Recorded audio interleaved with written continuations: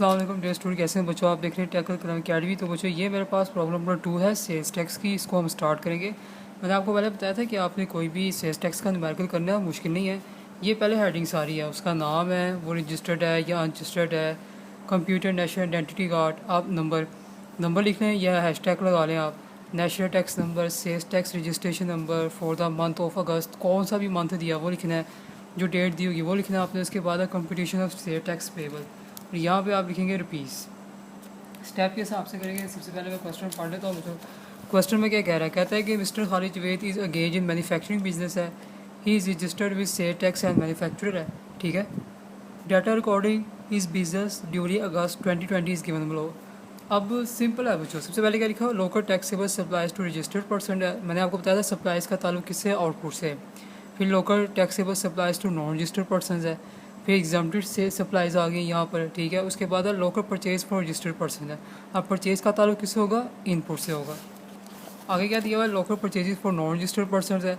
Debit note issue for taxable purchases है। बच्चों इसका तो मैंने पहले बताया था कि अगर डेबिट नोट होगा वो माइनस किससे होगा, वो परचेजेस में से होगा। ठीक है, इनपुट में जाके। और अगर क्रेडिट होगा तो वो आउटपुट में जाके सेल्स में से जो क्या होगा, माइनस होगा। आपसे कह रहा है कंप्यूटर से tax liability for the month. बहुत सिंपल है बच्चों। सबसे पहले स्टेप नंबर 1 क्या बताया मैंने, आउटपुट। यहाँ पर आप लिखेंगे आउटपुट। ये स्टेप नंबर 1 है, पॉइंट नोट कर लें। करना क्या है, सबसे पहले मैं यहाँ पर लिख रहा हूँ local tax supplies to registered person.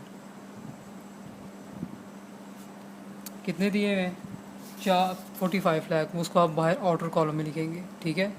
उसके बाद फिर लोकल सप्लाइज दी हुई है, local taxable supplies to non registered person. ठीक है। 10 लाख। तो मैं इन दोनों को क्या कर लेता हूँ, प्लस कर लेता हूँ। तो जो ये आपके पास आ जाएगा 55 लाख। क्लियर हो गया।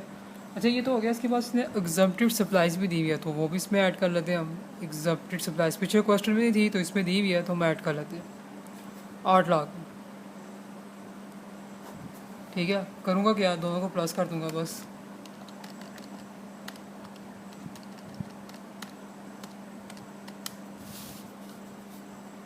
ये ले जी 63 लाख आ गई।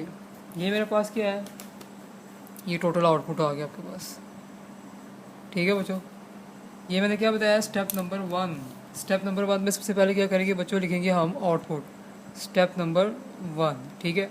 स्टेप नंबर 2 में क्या है, ये समझाने के लिए बताया। स्टेप नंबर 2 में हमने क्या करना है, हमने करना है इनपुट एडजस्टमेंट।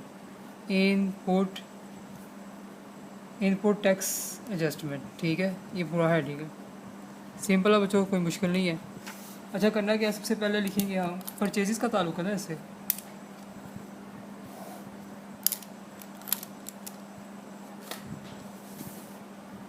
परचेजेस का ताल्लुक है बच्चों, तो इसमें सबसे पहले आ रही है local purchases form registered persons.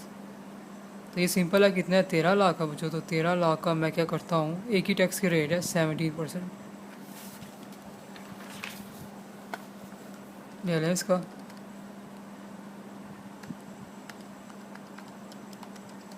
ये आपके पास आ गया 2,21,000। ठीक है, इसको मैं अंदर ही लिख रहा हूँ अभी, 2,21,000।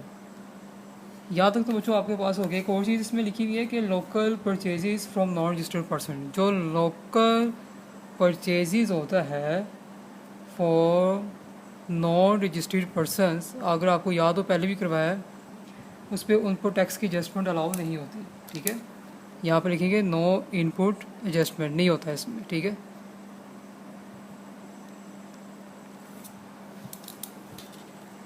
और वो कितना दिया था, वो दिया था आपका 4,80,000। वो तो अंदर लिखा हुआ, लेकिन ये इसकी ट्रीटमेंट नहीं होनी, क्योंकि आपका अगर आप परचेजेस करते हो फ्रॉम नॉन रजिस्टर्ड पर्सन से, तो उसके ऊपर इनपुट टैक्स की एडजस्टमेंट अलाउ नहीं होता।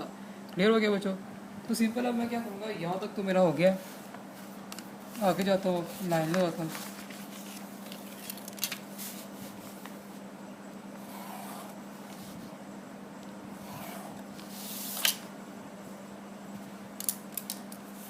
मुझे मैंने आपको कहा था जो डेबिट नोट होता है मतलब डिफेक्ट वगैरह होता है, जैसे परचेज रिटर्न है, वो हमेशा ना परचेज रिटर्न से माइनस होगा, और जो क्रेडिट नोट होगा वो हमेशा आपका कहाँ से माइनस होगा, सेल्स में से। ये पहले ही बताया मैंने।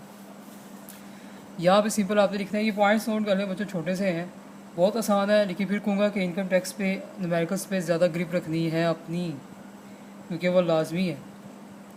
इन रिस्पेक्ट, जो ये पेन ख़त्म हो गया, ऑफ परचेज रिटर्न, मतलब परचेज ही रिटर्न है ना, उसको एक नाम दे दिया मैंने। क्या करूँगा, कितना दिया हुआ, 2,50,000 का बच्चों, आपने 70% करना है, जो आएगा वो उसमें से माइनस हो जाएगा। ये देखिए,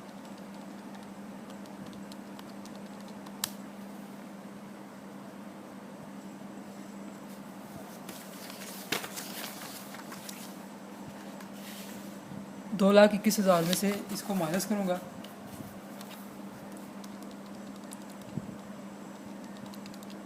ये आपके पास आ गया 1,00,000, इधर लिख रहा हूँ मैं, ठीक है, 1,78,500 बच्चों, इसको नीचे लिख देना बच्चों। ये आपके पास क्या आ गया, total input adjustment, tax adjustment. Clear हो गया। आसानी के लिए आप जो आपको इजीली आप लिख सकते हैं। अच्छा बच्चों, ये हमारे पास क्या था, स्टेप नंबर 1 हमारे पास था बच्चों आउटपुट, स्टेप नंबर 2 था इनपुट टैक्स एडजस्टमेंट, और स्टेप नंबर 3 है हमारे पास सेल्स टैक्स लायबिलिटी।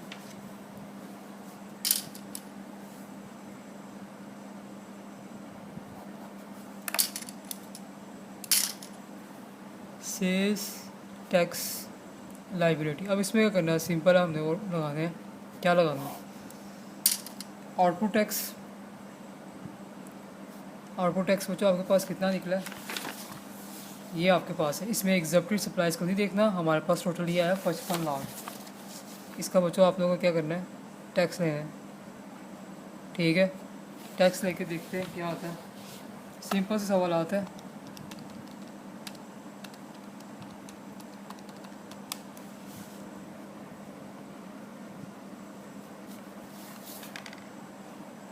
$2,35,000 आ गया। उसके बाद क्या करेंगे बच्चों, हम लेस इनपुट टैक्स एडजस्टमेंट,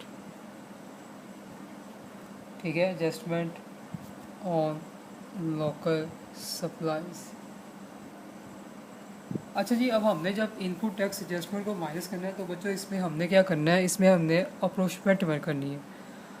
अप्रोचमेंट क्या होती है बच्चों, तकसीम होता है, हिस्सा होता है, मतलब हमारा इनपुट जो है 3 चीज़ों में तकसीम होता है। कौन कौन सा बोला, इनपुट, ठीक है, इनपुट जो है टैक्सेबल सप्लाईज पहला, दूसरा आता है जीरो रेटेड सप्लाईज, और तीसरा आपका क्या होता है, वो एग्जम्प्टेड सप्लाईज होता है, जिसमें हम इनपुट टैक्स पर एडजस्टमेंट की अप्रोचमेंट करते हैं, यानी इसकी तकसीम करते हैं, उनके हिस्से करते हैं। तो वो कैसे करना है, पहले जो क्वेश्चन किया था उसमें कुछ था ही नहीं, टैक्सेबल सप्लाईज था, इसलिए करने की ज़रूरत नहीं है। अब यहाँ पर एग्जम्प्टेड आ गया सप्लाईज, तो करना पड़ेगा बच्चों, बड़ा सिंपल है। यहाँ पर आप लोगों ने हेडिंग दे देनी है, यहाँ पर लिख लेता हूँ मैं, अप्रोचमेंट में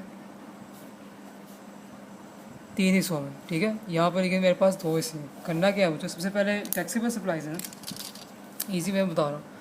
यहाँ पर मैं लिख रहा हूँ टैक्सेबल, चाहिए खत्म हो गया, टैक्सेबल सप्लाईज, ठीक है। सबसे पहले हमारे पास बच्चों फार्मूला लिख लें, टोटल इनपुट, और डिवाइड आपने करना है, टोटल सप्लाई लिख लें, टोटल टर्नओवर लिख लें, टोटल जो मर्ज़ी लिख लें, एक ही बात है। और यहाँ पर मल्टीप्लाई करूँगा टैक्सेबल सप्लाईज।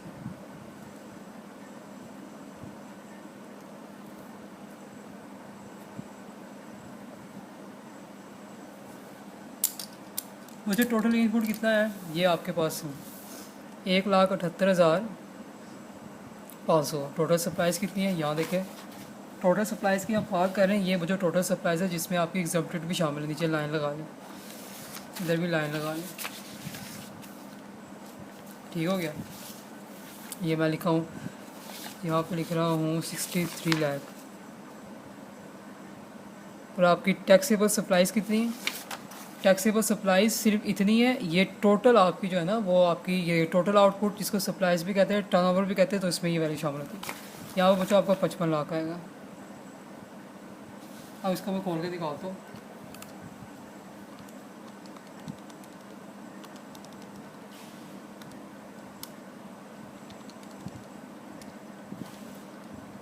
देखिए आपके पास आ गया 15583, 1,55,000।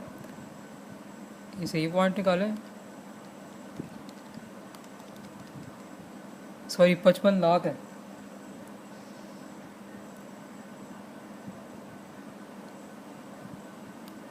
ज़ीरो ठीक लगाना है, डिवाइड 60 लाख जी, 155,833। ठीक है, ये जी मुझे एक पॉइंट निकल गया। अब मेरे पास एग्जम्प्टेड सप्लाईज भी है तो मुझे उसका भी निकालना पड़ेगा। इसकी आपने हेडिंग दे दी, बड़ा सिंपल सवाल है। 55 लाख है बच्चों, अगर मैंने गलती से बोल दिया तो देख 55 लाख। अगला स्टेप मेरे पास क्या आता है बच्चों? अगला स्टेप मेरे पास यही हमने करनी है, लेकिन इसमें क्या फाइंड करेंगे? यहाँ पर मैं लिखूँगा एग्जम्प्टेड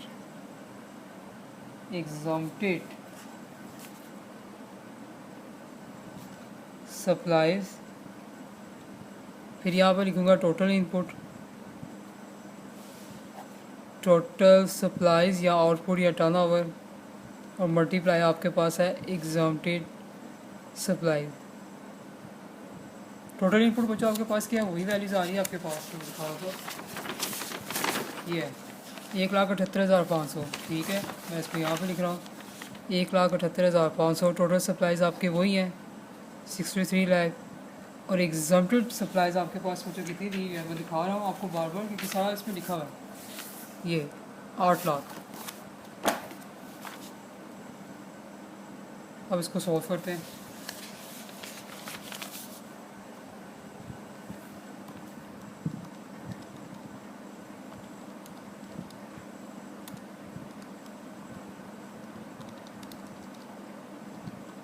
ये बच्चों आपके पास आ गया 22,667। क्या आ गया? Exempted supplies. अब हमने करना क्या है?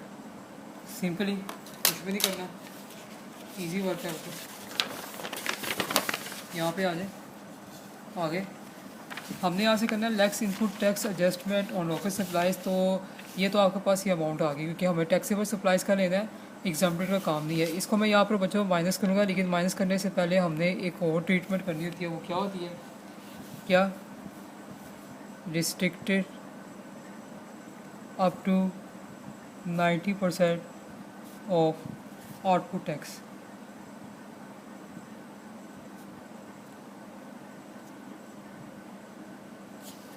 आउटपुट टैक्स आपका कितना है? 9,35,000 है। इस 9,35,000 का मैं करता हूँ 90% और देखता है क्या आते हैं।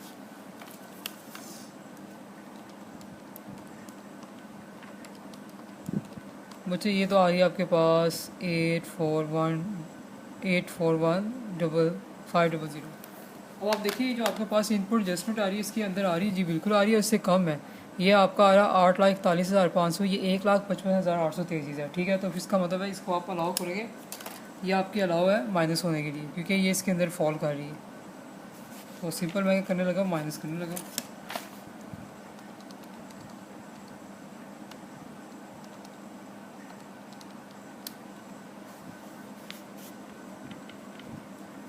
ये तो आगे बच्चों इसमें एक लास्ट चीज़ रहेगी जो हमने फर्दर टैक्स ऐड करना है। वो क्या है? यहाँ पर मैं लिखूँगा add further tax in case of supplies. ठीक है, to non registered person. To non registered person को, ठीक है, अब फर्दर टैक्स तब ऐड करेंगे जब आपने सप्लाईज किए किसी जो है बच्चों किसको? नॉन रजिस्टर्ड पर्सन को। तो क्या करेंगे? नॉन रजिस्टर्ड की अमाउंट हमारे पास कितनी है? ये है 10 लाख। ठीक है, कहाँ पे गया? इस 10 लाख का मैं क्या करता हूँ? इसका बच्चों मैंने सिंपली क्या करना है उसने बताया हुआ, हमने 3% करना है कि हम मज़ीद जब टैक्स ऐड करते हैं, क्योंकि कोई कंपनी नहीं है। ठीक है, इसमें हमने क्या करना है? सिंपली नॉन रजिस्टर्ड पर्सन को जो सप्लाईज किया उसका 3% टैक्स होगा। तो ये इसको मैं कर रहा हूँ बच्चों। ये आपके पास आ गया 30,000, तो बस इसमें ऐड कर दें और कुछ भी नहीं करना। ये आपके पास आ गया 809,167। ठीक है, और यहाँ पर मैं लिखूँगा सेल्स टैक्स पेएबल। तो मुझे बताया मुश्किल क्या है? आसान है, हर चीज़ मैंने आपको बता दी, स्टेप बाय स्टेप कर दिए। पिछला जो क्वेश्चन किया था उसमें बच्चों हमें ज़रूरत नहीं थी, उसमें सिर्फ टैक्सेबल सप्लाईज थी, वो हमें करने की ज़रूरत नहीं। लेकिन अगर आपके क्वेश्चन में तो एक से ज़्यादा चीज़ें आ जाएँ, 3 आ जाए और यही हो, तो फिर इसकी आपको चेंजिंग करनी पड़ती है। ठीक है, जी किस हिसाब से करनी है, सिंपली है कि हमने क्या करना है, अप्रोचिमेंट ऑफ इनपुट टैक्स करना है, जो मैंने आपको बताया 3 है, टैक्सेबल सप्लाईज, आपका एग्जम्प्टेड और जीरो रेट। तो मुझे सिंपल सा क्वेश्चन ही मुझे पूरा आपको कंप्लीट करके दिखाया है। तो ये आपने नई बुक से करना है, क्योंकि आपका पेपर नई बुक से आना, हर एक चीज़ मैंने बताई है। अगर आपको कोई कन्फ्यूजन होती है तो काइंडली साथ साथ पूछ लीजिएगा, ताकि कॉन्सेप्ट आपको मज़ीद क्लियर हो जाए। ठीक हो गया बच्चों।